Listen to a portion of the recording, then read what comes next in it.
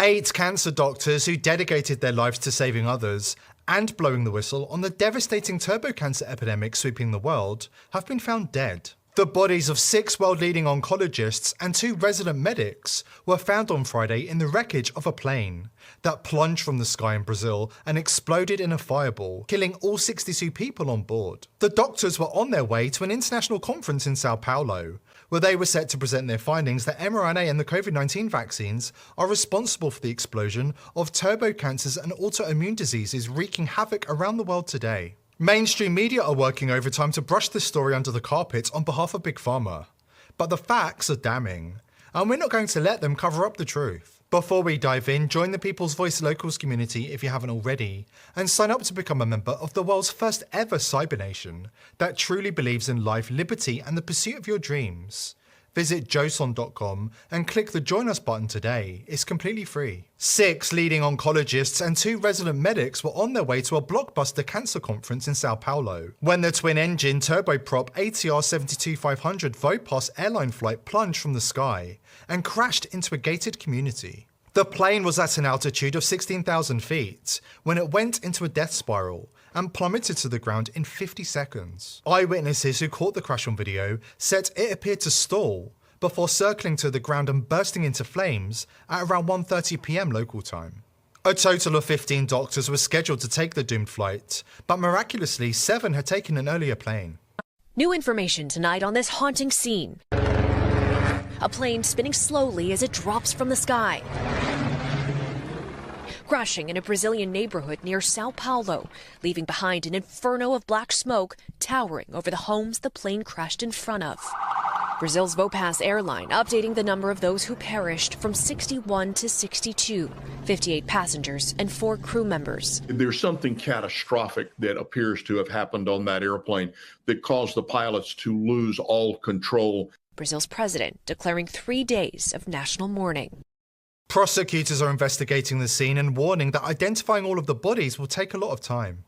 We are concentrating on providing specialized assistance from psychologists, social workers and legal advisors to meet the families' requirements and priorities. We're focusing on the well-being of the families. More than 50 bodies have been recovered, but most were so badly burned identification will take time. The bodies were carbonized and are being transferred to the morgue in Sao Paulo, where they will be x-rayed and DNA tests will be done to identify them.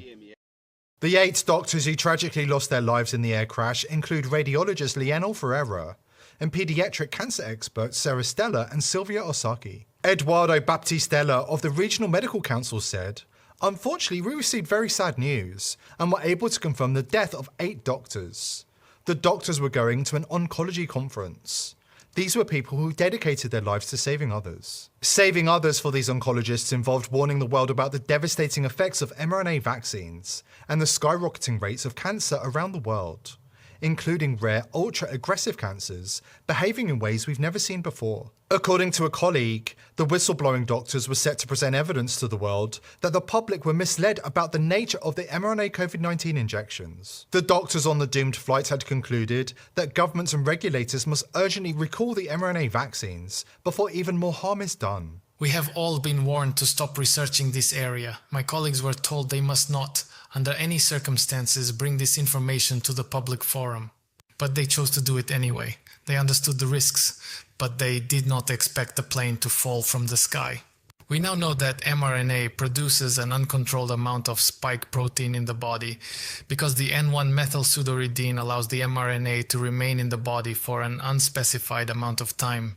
Moderna and Pfizer told us that mRNA would leave the body in a matter of weeks or months, but it doesn't. This is incredibly dangerous. This is a disaster for global health. We are seeing the results of this deception in real time around the world. Rare cancers are exploding in number around the world and behaving in aggressive and unpredictable ways never seen before.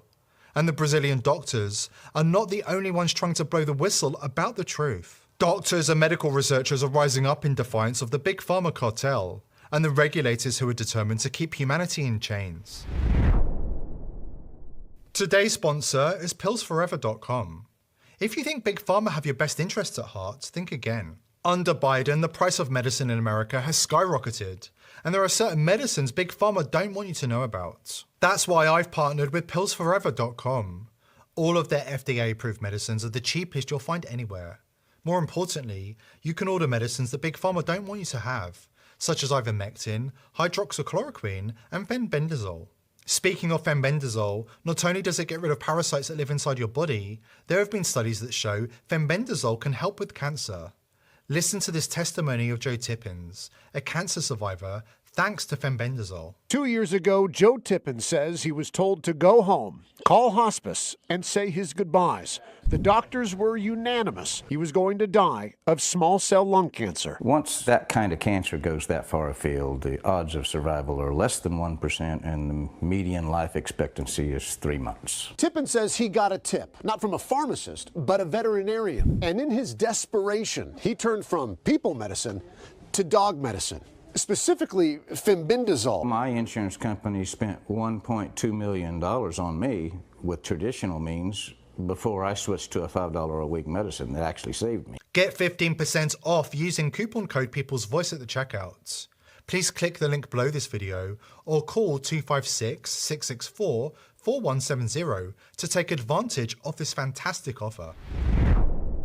Leading Canadian oncologist Dr. William Makis has diagnosed 20,000 cancer patients in his long and distinguished medical career.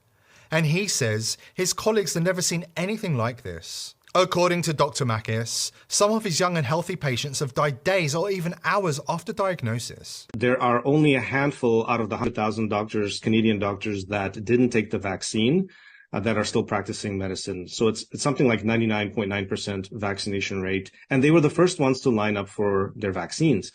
Well, as I started looking at the sudden deaths of Canadian doctors, I realized, yes, most of them are dying from cardiac issues, heart injuries, cardiac arrests, dying while jogging or swimming, dying in their sleep. And Dr. Peter McCullough has talked about this extensively, about the myocarditis and the damage to the heart, the scarring to the heart. And then some were dying from blood clots, pulmonary emboli, strokes. But then there was quite a large subset of doctors who were developing extremely aggressive cancers. And cancers at an age that they shouldn't be getting. So, for example, there was a doctor who developed gastric cancer in his 30s. Presented at stage 4, he was dead in less than a year. Very rare brain cancers in young individuals in their 20s and 30s, medical students, medical residents. And these cancers would always present at stage 4, and they would always kill them in a matter of a few months, and it was always less than a year. And, at first I didn't know, what the term for this was or what the phenomenon was. I just started, really paying attention to it, tracking it. I then, realized that this is being called turbo cancer by people on social media.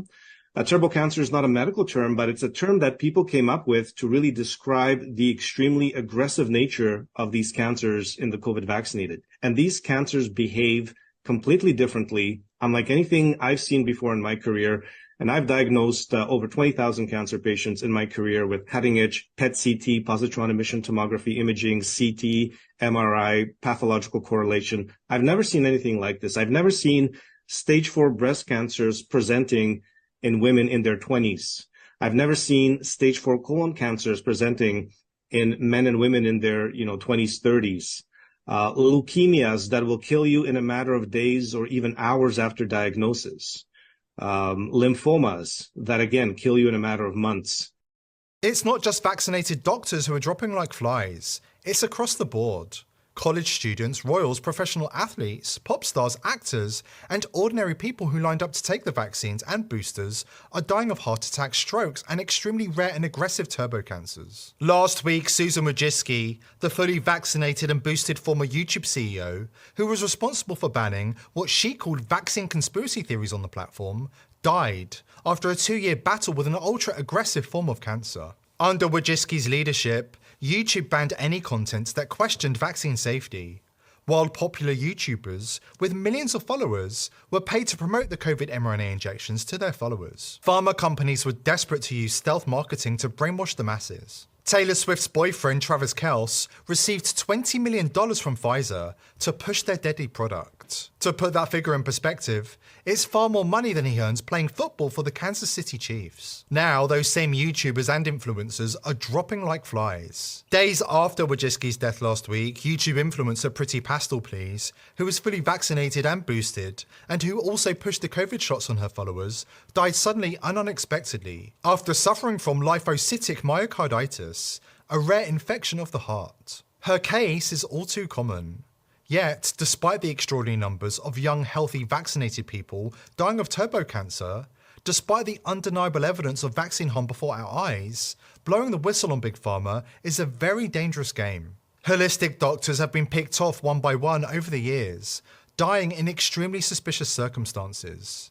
Investigations, when they're opened, are quickly closed, with coroners declaring there is nothing to see here. As Robert F. Kennedy Jr. explains, Big Pharma have captured the mainstream media, the government, and the regulatory agencies, and there is no place for whistleblowing doctors in their world. The royalty, the patent margin rights, and then they all go, then Tony Fauci, who's the head of NIH, walks it through the regulatory process at FDA and CDC, where he's picked the members of the panels who are all taking money from him. And they know their product is next in line, and their job is to rubber stamp this product and recommend it to children. So I saw this process and how it worked. And it's beyond, it was regulatory capture on steroids. It was like, and then NIH gets the money. I got deplatformed for saying NIH owns half this the Moderna vaccine. They said that's vaccine misinformation. Well, guess what? On Thursday this week, Moderna made a $400 million payment to NIH for its share of the royalties to date. So, all of my conspiracy theories have about a 3-month shelf life before they become reality.